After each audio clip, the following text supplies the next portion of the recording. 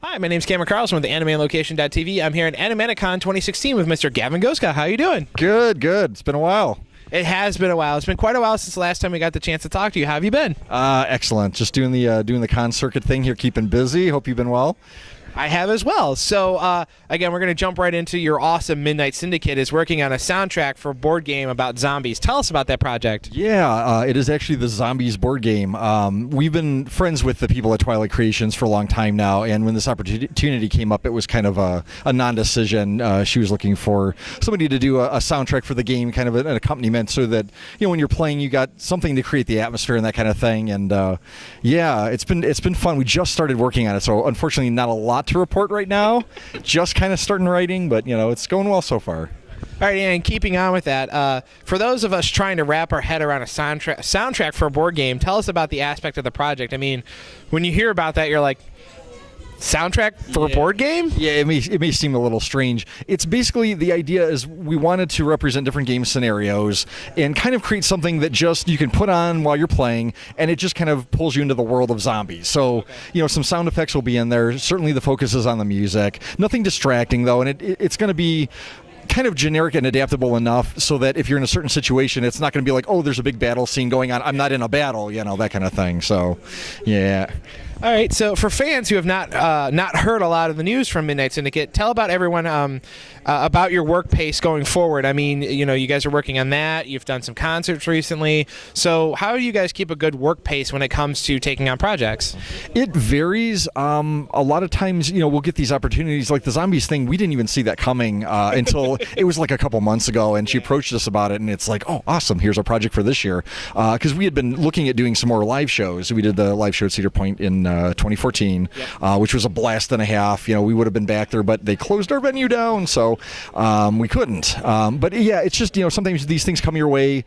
We're always kind of thinking of things too, like what's the next theme for the next CD? What are we going to kind of do next year? That sort of thing. So. Okay. And thus this style of pacing, it fits your work style. Do you feel the industry will change kind of sometimes in the horror music? I mean, people have known you for 14, 15 years to do this work. There's not too many people who out here who do haunted house soundtracks. So how do you see that industry going forward? Do you see the haunted house experience growing, decreasing? Yeah, the haunt side of things in Halloween, it just does nothing but it seems to grow, especially internationally and everything. So yeah, good expectations for that. Music, on the other hand, has kind of been weird. I mean, the whole industry turned upside down, a number of years ago with the digital technology coming in and stuff. And, a lot of that has been actually a good thing. I mean, you don't have to be signed to an album to get your music out on the internet and to get people to hear it. All you have to do is have a website and just post it somewhere, So that's on the good side of things. But on the downside, people aren't buying the physical copies like they once were. So selling CDs, it's not really a good model, anymore. Yeah. Alrighty, and again, we had talked about Cedar Point, and that you had played there back for the Halloween season. What was it like being able to play at a historic theme park, and then on top of that, playing your Midnight Syndicate there? Yeah, it was trippy. It was an awesome experience. Cedar Point was tremendous to work with right from the beginning. We had a great cast and crew. We were very fortunate on that. The theater we were in, the Good Time, like I said, was actually the last show that was at the Good Time Theater. We closed it down, which is, I mean, it's kind of an honor in a way. We closed it down. But it was a fantastic venue. I mean, the lights and everything in the stage space was great. Yeah, it was a wonderful time. We had never played out before, which a lot of people, kind of boggles their mind. They're like, well, wait, don't you guys play? The last time that Midnight Syndicate did anything live was Ed, my partner, did a solo concert involving multimedia again, way back in '97. That was it. We have never literally been on a stage together in playing capacity. I mean, we've done a video and stuff, but until just that 2014. So it was kind of a trip.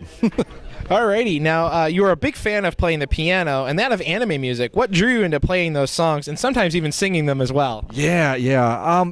Music is actually what got me into anime. I got turned on to, it was a show called Witchblade, and the opening theme for that, XTC, I was out on the internet looking for it because I'm like, oh, great song and stuff. And that kind of like threw open the doors. I stumbled on an internet streaming station and started hearing some of what's out there and stuff. I'm like, this music is awesome. So I got into the music first, and then I got curious about the shows, and it's like, okay, here's this is the opening from whatever anime. What is this show all about? It looks kind of interesting, and I kind of got into it backwards, but it's been fun. All right, now going into the whole horror theme, what are some of your favorite horror films to watch? Ooh, the original Halloween, John Carpenter, definitely, yeah. Boy, there's a lot of them. Like The Others with Nicole Kidman was great. Anything, I'm a big one for ghost stories, and like anything with subtlety. Oh, the original Haunting, 1963, the black and white. The less that you show me, I think, the more it's effective, because your mind just goes off with it. You know, you not showing anything can take you to places where showing something will not take you. And that's not to say, I mean, the gore and stuff is fine and special effects and all that, but I tend to gravitate towards more like that, and like the Woman in Black, with Daniel Radcliffe, the recent, that kind of thing. So. Alrighty. And it should also be noted that you have a geology degree. What drew you to that side of science world? Because I also have a geology degree as well, so we're rock buddies. So what's it like being a science nerd inside the anime community? Well, I don't get to draw on my geology knowledge, unfortunately. There's just not a lot of place for that when you're selling anime stuff. But I don't know. I've always been interested in earth science. Growing up, I was a big into caves. I was a caver, through college and everything. So yeah, I don't know. It was just one of those things. I'm like, yeah, let's go for geology and stuff. But something that happened in between our last interview and now, I actually got a degree in computer forensics, which is as equally bizarre as geology, selling anime stuff. And I put it to absolutely no use at all. But it was fun. I think I got into that at a time when I was kind of questioning whether this would be like a full-time thing or not. And I'm like, well, better to diversify and have a backup plan and stuff. But it was fun to learn that stuff. Maybe one day I'll use it. I don't know. Alrighty, now Animatic Con has partnered with several different charities, so on and so forth, and this is your first year here to Animatic Con. How do you feel that it's partnered with these wonderful, great charities towards raising awareness towards autism and making sure that everyone has the accessibility towards it? Yeah, it's nice to see that, actually. I mean, this is the only con that I've ever been aware of that has done something like that, and I think it's just really cool. If nothing else, it brings an awareness to what's going on there and such, and I don't know. I think I commend them for doing that, for tying into that. Alrighty. And is there any way for fans to keep up with you online for Midnight Syndicate? Midnight Syndicate is midnightsyndicate.com. My own personal projects, it's Gavin Goszka. I'll spell that for you. It's Gavin Goszka. I know it's a weird name. And from there you can link out to, I have a Victorian music project called Parlor Muse that'll take you to that, and Subtle Inversion, which was a Vocaloid thing that I did a few years back, and that kind of thing. So. Alrighty, and is there any message you want to give to your fans that are out there watching right now? Thanks for watching and listening. Take care. Talk to you soon.